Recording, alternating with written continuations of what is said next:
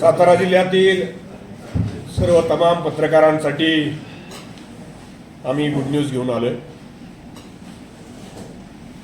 100 वर्षाची परंपरा असलेल्या साताऱ्याच्या पत्रकारितेमध्ये, सातारा जिल्ह्याच्या पत्रकारितेमध्ये अनेक दिवंगत पत्रकारांचं एक स्वप्न होतं, अनेक ज्येष्ठ पत्रकारांचं एक स्वप्न होतं। आज आपल्या सर्वांच्या समवेत काम करणाऱ्या शेकडो पत्रकारांचं एक स्वप्न आहे की सातारा जिल्ह्यामध्ये सातारा जिल्ह्याच्या पत्रकारांचं हक्काचं सातारा जिल्हा पत्रकार भवन व्हावं। ही इच्छा अनेक वर्षाची होती, मात्र कोणत्या ना कोणत्या कारणानं हे स्वप्न पूर्णत्वाला जात नव्हतं। मला आपल्या सर्वांना सांगायला आनंद होतोय, 14 फेब्रुवारी या दिवशी सातारा जिल्हा पत्रकार भवनाचं उद्घाटन होतंय। साताऱ्यामध्ये अजिंक्यतारा रस्त्याला सातारा जिल्ह्यातल्या चारही बाजूने येणाऱ्या पत्रकारांसाठी सोयीचं असं साई मंदिराच्या शेजारी सुसज्ज असं 4 मजली सातारा जिल्हा पत्रकार भवन आकाराला आलंय। याचं उद्घाटन ज्यांनी हे पत्रकार भवन सातारा जिल्ह्यातल्या पत्रकारांसाठी दिलं ते छत्रपती शिवाजी महाराजांचे थेट 13वे वंशज, संसदेचे सदस्य खासदार श्रीमंत छत्रपती उदयनराजे भोसले यांच्या अध्यक्षतेखाली आणि महाराष्ट्रामध्ये पत्रकारांच्या संरक्षणाचा कायदा ज्यांनी मंजूर करून घेतला आणि पत्रकारांच्या हितासाठी जे सातत्यानं आंदोलनाची भूमिका घेतात असे महाराष्ट्रातील ख्यातनाम ज्येष्ठ पत्रकार, मराठी पत्रकार परिषदेचे मुख्य विश्वस्त SM देशमुख, सन्माननीय किरण नाईक, इलेक्ट्रॉनिक मीडिया संघटनेचे म्हणजे TV जर्नलिस्ट असोसिएशनचे अध्यक्ष विनोद जगदाळे यांच्या हस्ते मराठी पत्रकार परिषदेचे अध्यक्ष शरद पाबळे, साताऱ्याचे जिल्हाधिकारी जितेंद्र डुडी, साताऱ्याचे जिल्हा पोलीस प्रमुख समीर शेख, ज्यांनी हे पत्रकार भवन देण्यासाठी सर्वात जास्त योगदान दिलं ते साताऱ्याचे माजी उपनगराध्यक्ष ॲडव्होकेट DG बनकर, साताऱ्याचे मुख्याधिकारी अभिजित बापट, माजी उपनगराध्यक्ष मनोज शेंडे, डिजिटल मीडियाचे कार्याध्यक्ष अनिल वाघमारे, नगर अभियंता दिलीप चिद्रे, मराठी पत्रकार परिषदेचे राज्याचे उपाध्यक्ष शरद काटकर या मान्यवरांच्या उपस्थितीमध्ये या पत्रकार भवनाचं 11 वाजता उद्घाटन होईल।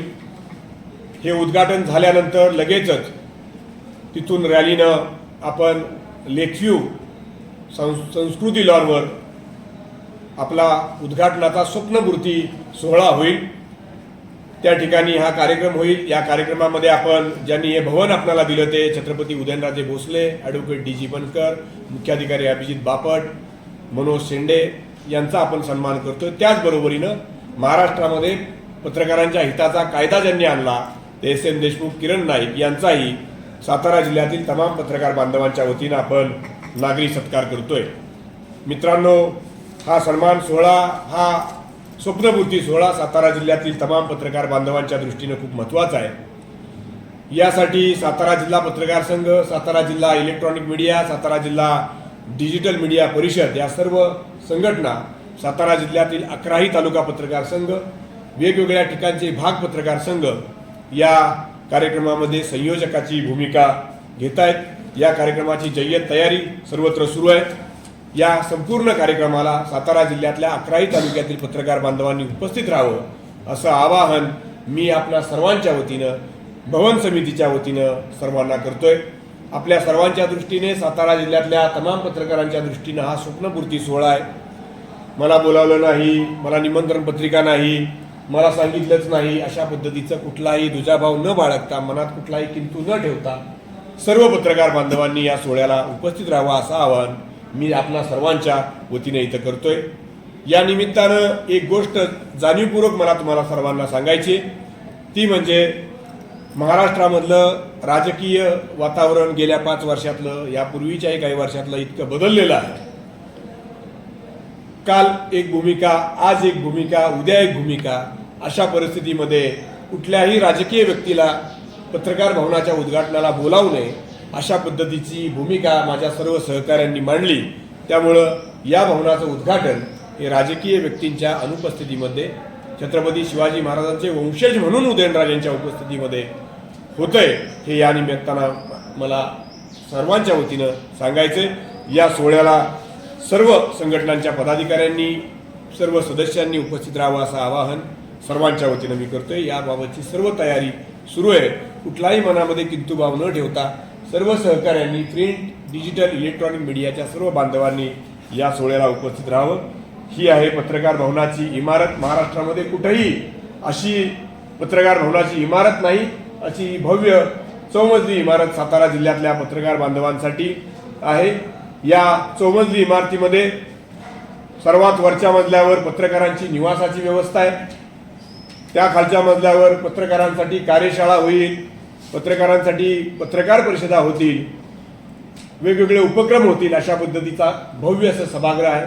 त्याखाली तिसऱ्या म्हणजे त्या खालच्या मजल्यावर अभ्यासिका आहे, ज्यामध्ये साहित्यिकांची मुलं, पत्रकारांची मुलं त्याचा लाभ घेऊ शकतात। त्या खालच्या तळमजल्यावर साहित्य परिषदेसाठीचं सभागृह आहे, त्यामध्ये साहित्य परिषदेचे उपक्रम होतील, साहित्यिकांचे उपक्रम होतील, आपलेही मोठे काही कार्यक्रम असतील तेही होतील। पार्किंगची व्यवस्था आहे, टॉयलेट बाथरूमची व्यवस्था आहे। असं सुसज्ज असं पत्रकार भवन जे महाराष्ट्रामध्ये कुठं नाही अशा पद्धतीचं पत्रकार भवन आहे। या निमित्तानं मी तमाम पत्रकार बांधवांच्या वतीनं छत्रपती उदयनराजे भोसले यांचं मनापासून सर्व संघटनांच्या वतीनं आभार मानतो। Advocate D G. बनकर, मनोज शेंडे, अभिजित बापट, दिलीप छिद्रे आणि विशेषतः ही सगळी कायदेशीर प्रक्रिया ज्यांनी पूर्ण केली ते आमचे आपल्या सगळ्यांचे मित्र सामाजिक कार्यकर्ते सुशांत मोरे यांचाही मी मनापासून आभारी आहे।